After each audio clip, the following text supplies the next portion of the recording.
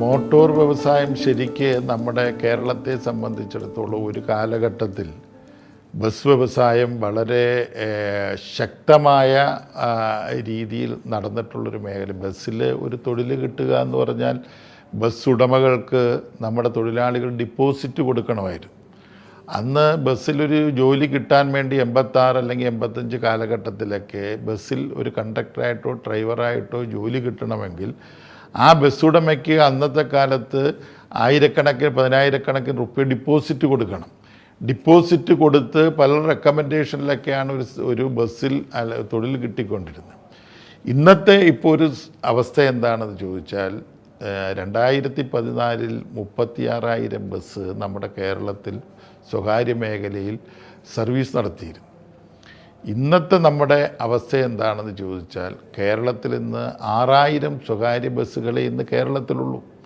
ഈ 6,000 സ്വകാര്യ ബസ്സുകൾ സർവീസ് നടത്തുന്നതിന് ശരിക്കു പറഞ്ഞാൽ നമ്മുടെ കോവിഡിന് ശേഷം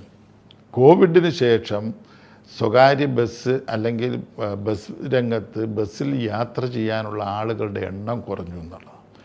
കോവിഡ് കാലഘട്ടത്തിൽ പൊതുവേ നമ്മുടെ സമൂഹത്തിലുണ്ടായ ഒരു വലിയ മാറ്റം, എല്ലാവരും സ്വന്തമായി വാഹനത്തിൽ സഞ്ചരിക്കുന്ന ഒരു മാനസികാവസ്ഥയിലേക്ക് മാറുകയും ഇന്നിപ്പോൾ സ്വകാര്യ ബസ്സുകൾ പിടിച്ചു നിൽക്കുന്നത് നമ്മുടെ അന്യസംസ്ഥാന തൊഴിലാളികൾ രാവിലെ ജോലിക്ക് പോകാൻ കയറുകയും തിരിച്ച് വൈകിട്ട് അവർ താമസിക്കുന്ന സ്ഥലത്തേക്ക് വരാൻ വേണ്ടിയിട്ടും ആശ്രയിക്കുന്ന ഈ പ്രൈവറ്റ് ബസ് അവരുടെ ഒരു സേവനം മാത്രമാണ് വിദ്യാർത്ഥികളുമാണിന്ന് നമ്മുടെ സ്വകാര്യ ബസ്സിൽ യാത്ര ചെയ്യുന്നത്.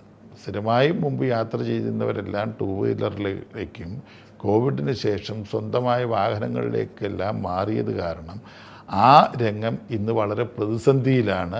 ആ മേഖലയിൽ ജോലി ചെയ്യുന്നവർക്ക് മെച്ചപ്പെട്ട ശമ്പളം നൽകാനോ അവർക്ക് ആനുകൂല്യങ്ങൾ നൽകാനോ ആ ബസ് സർവീസ് നടത്തുന്ന ഉടമയ്ക്കും സാധിക്കുന്നില്ല. അത് കാരണം ഒരു മാന്യമായ വേതനം കിട്ടാത്തൊരു തൊഴിലെന്നുള്ള നിലയിൽ ആ മേഖലയിലേക്ക് കൂടുതൽ ആളുകൾ ആകർഷിക്കുന്നതുമില്ല, കൂടുതൽ ആളുകൾ ആ മേഖലയിലേക്ക് പോകുന്നു. മറ്റൊരു മേഖല നമ്മുടെ ഓട്ടോറിക്ഷ മേഖലയാണ്. ഓട്ടോറിക്ഷയെ സംബന്ധിച്ചിപ്പോൾ കേരളത്തിൽ ഓരോ വർഷവും ഓട്ടോറിക്ഷയുടെ എണ്ണം കൂടി വരികയാണ്. ഇപ്പോൾ ഏതാണ്ട് കേരളത്തിൽ 8 ലക്ഷത്തോളം ഓട്ടോറിക്ഷകളുണ്ട്.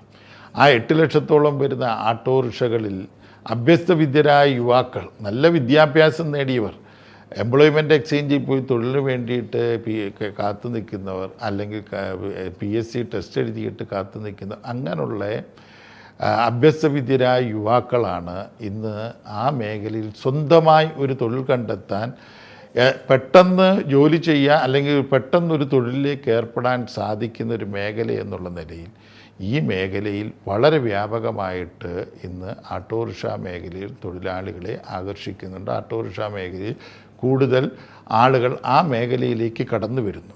സ്വാഭാവികമായിട്ടും കൂടുതൽ ആളുകൾ ആ മേഖലയിലേക്ക് കടന്നു വരുന്നതിൻ്റെ ഫലമായിട്ട് അതിൽ ഓടുന്ന ജീവനക്കാർ അല്ലെങ്കിൽ സ്വയം തൊഴിൽ കണ്ടെത്തി ഓടുന്ന ആളുകൾക്ക് അവരുടെ വരുമാനത്തിൽ ഗണ്യമായ കുറവുകൾ സംഭവിച്ചുകൊണ്ടിരിക്കുകയാണ്.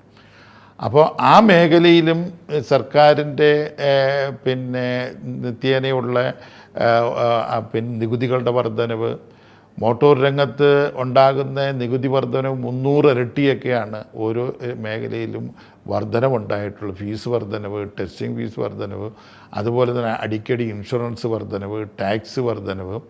അപ്പോൾ ഇങ്ങനെ അതെല്ലാം കഴിയുമ്പോൾ സർക്കാർ നമ്മുടെ ഗവൺമെൻറ് എത്ര കോടി റുപ്യയാണ് നമ്മുടെ ക്യാമറ ഉപയോഗിച്ച് അല്ലെങ്കിൽ പോലീസ് ഫൈനടിച്ചും സാധാരണ ജീവിക്കാൻ വേണ്ടി തെരുവിലിറങ്ങുന്ന ഓട്ടോറിക്ഷ തൊഴിലാളികൾ, ടാക്സി തൊഴിലാളികൾ, സാധാരണക്കാരിൽ നിന്നും ഈ ഗവൺമെൻറ് പിഴയായിട്ട് ഈടാക്കിയിട്ടുള്ളത്. ആ ജീവനക്കാർക്ക് അനുകൂലമായൊരു സ്റ്റാൻഡില്ല, പാർക്കിംഗ് സൗകര്യങ്ങളില്ല, അവർക്ക് പ്രാഥമിക സൗകര്യത്തിനുള്ള സൗകര്യങ്ങൾ ഒരുക്കി കൊടുക്കുന്നില്ല. ഇതൊന്നുമില്ലാതെ തെരുവിൽ ജീവിച്ച് തെരുവിൽ മരിക്കപ്പെടാൻ വിധിക്കപ്പെടുന്ന ഒരു വിഭാഗമായിട്ട് ഇന്ന് മോട്ടോർ തൊഴിലാളികൾ കേരളത്തിൽ മാറിയിട്ടുണ്ട്. മറ്റ് സംസ്ഥാനങ്ങളിലെല്ലാം വ്യത്യസ്തമായ പല സൗകര്യങ്ങളും ആ രംഗത്തെ തൊഴിലാളികൾക്ക് ഒരുക്കി കൊടുത്തിട്ടുണ്ടെങ്കിൽ കേരളത്തിൻ്റെ സ്ഥിതി ദുസ്സഹമാണ്. പ്രത്യേകിച്ച് സ്റ്റാൻഡുകളില്ല, അവർക്ക് പാർക്ക് ചെയ്യാനുള്ള സൗകര്യങ്ങളില്ല, റോഡുകളുടെ വികസനം നടക്കാത്തത് കൊണ്ട് പാർക്കിംഗ് സൗകര്യങ്ങൾ യഥേഷ്ടം അനുവദിക്കുന്നില്ല. അപ്പോൾ ഇത്തരം പ്രതിസന്ധികൾ ആ മേഖലയിൽ നേരിട്ടുകൊണ്ടിരിക്കുകയാണ്. അതാണ് പൊതുവേ ടാക്സി മേഖലയിൽ യൂബർ ടാക്സി അതുപോലുള്ള സംവിധാനങ്ങൾ വന്നപ്പോൾ പരമ്പരാഗതമായിട്ട് ആ മേഖലയിൽ ഓടിച്ചുകൊണ്ടിരുന്ന അല്ലെങ്കിൽ ജീവിതമാർഗം നടത്തിക്കൊണ്ടിരുന്ന നമ്മളുടെ ടാക്സി ആ മേഖല പൂർണ്ണമായിട്ടും ഇന്ന് നിശ്ചലമാണ്. അവരുടെ സ്ഥിതി വളരെ ദയനീയമാണ്. അപ്പോൾ ആ മോട്ടോർ വ്യവസായം എന്നുള്ള നിലയിൽ പൊതുവേ നോക്കുമ്പോൾ കേരളത്തിലെ ഇന്നത്തെ പെട്രോളിൻ്റെയും ഡീസലിൻ്റെയും നികുതി മറ്റ് സംസ്ഥാനങ്ങളെല്ലാം കുറവ് ചെയ്തിട്ടും കേരളം സെസ്സനത്തിൽ തൊഴിലാളികളുടെ പെൻഷൻ കൊടുക്കാനും KSRTCക്ക് പോലും പെൻഷൻ കൊടുക്കാൻ KSRTC ടിക്കറ്റ് എടുക്കുന്നത് നമ്മൾ സാധാരണക്കാരിൽ നിന്ന് ഈടാക്കുന്നു. അതുപോലെ തന്നെ നമ്മുടെ പെട്രോൾ അടിക്കുമ്പോൾ ഒരു ലിറ്റർ പെട്രോൾ അടിക്കുമ്പോൾ ആ പെട്രോൾ സെസ്സനത്തിൽ കോടിക്കണക്കിന് റുപ്യ സമാഹരിക്കുകയാണ്.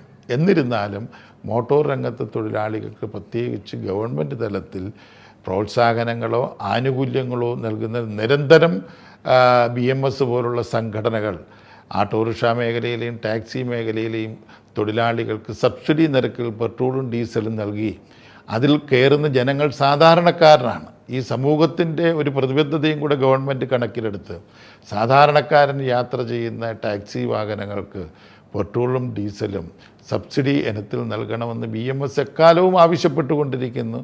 ഇപ്പോഴും BMS ആ ആവശ്യങ്ങളുടെ മുന്നിൽ പ്രക്ഷോഭത്തിൻ്റെ പാതയില്ല.